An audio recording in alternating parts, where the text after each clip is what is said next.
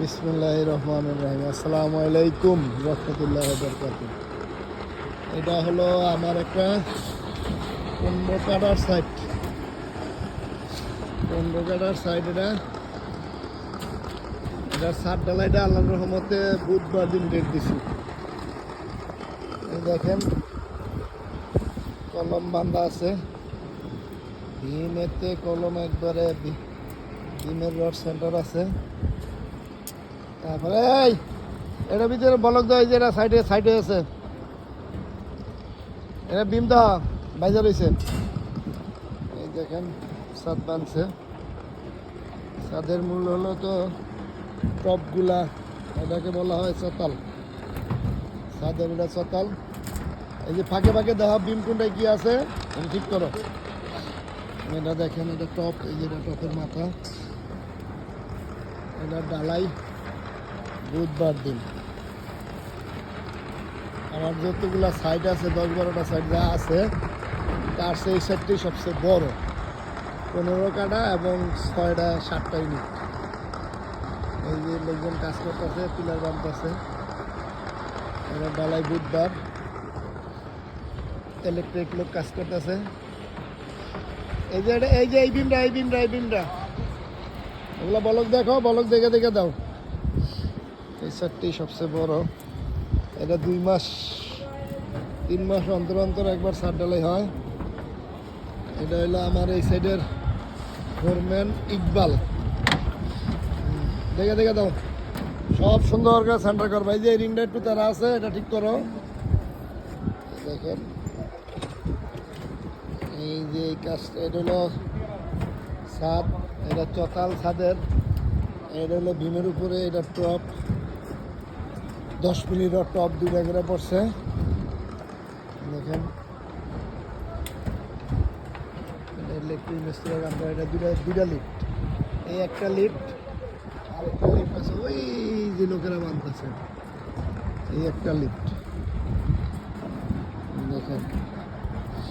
এটার পাশে একটা বিল্ডিং আছে। এই বিল্ডিংটার একটা জিনিস আপনাকে দেখায় দিই, লক্ষ্য করেন। বিল্ডিং করবেন যাতে বিল্ডিংয়ে এরকম না হয়। দেখেন এই বিল্ডিংটা একটা ছাদ 6 ইঞ্চি বড়, একখানটা 6 ইঞ্চি বড়, একখানটা 6 ইঞ্চি ছোট, আর এখানটা ছাদ নাই। এখানটা ডালাই 3 ইঞ্চি ছাদ ডালাই, আর এখানে ছাদ ডালাই 5 ইঞ্চি।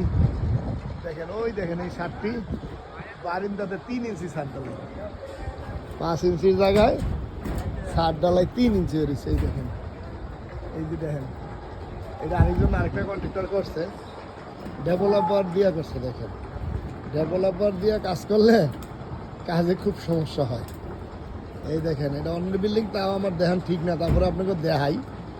আপনারা এগুলো লক্ষ্য করবেন, কোনো বিল্ডিংয়ে যদি এরকম হয় ওই বিল্ডিং টিকসই না। এই দেখেন বিল্ডিংয়ের রড বার রয়েছে, ওই দেখেন দেখা যায় নিদা রড বার রয়েছে, ওই দেখেন লিন্ডেলের রড বার রয়েছে। এরকম যদি রড বারে থাকে তাহলে বিল্ডিং দেখেন, এই বিল্ডিংটা কীরকম পোকা পোকা ছাদ। এগুলা থাকলে হবে কি, ছাদগুলা আপনার রডে বাতাস ঢুকবে, ঢুইকা ছাদগুলারে ক্ষতি করে ফেলবে। রডে বাতাস পাইলে ওই রডটা হয়ে যায়, জং ধরা যায়। জং ধরলে এই রডটাতে আস্তে আস্তে আস্তে আস্তে সব জায়গায় জংটা ধরবে। এটা হলো বয়েট। এই যে এটাও বয়েট। বিল্ডিংয়ের বড় বিল্ডিংয়ের বয়েট দেওয়ার কারণ হলো জানালা পরে আলো বাতাস, এই জন্য আপনারা লক্ষ্য করবেন সুন্দর করে রডগুলা যাতে কভারিং থাকে, জিনিসগুলা যাতে সুন্দর হয়। রড কভারিং থাকলে সবচেয়ে ভালো। এই যে দেখেন বিম বানছি আমরা, ওই দেখেন বিল্ডিংটা দেখা যায় লাল লাল দাগ।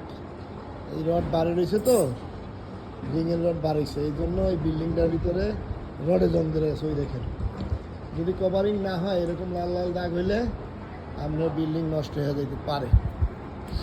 দেখেন এটা হলো এই যে টপ, এই যে কলমের গোড়া টপ আছে, এই যে কলম দেখেন, এটা হলো পিলার।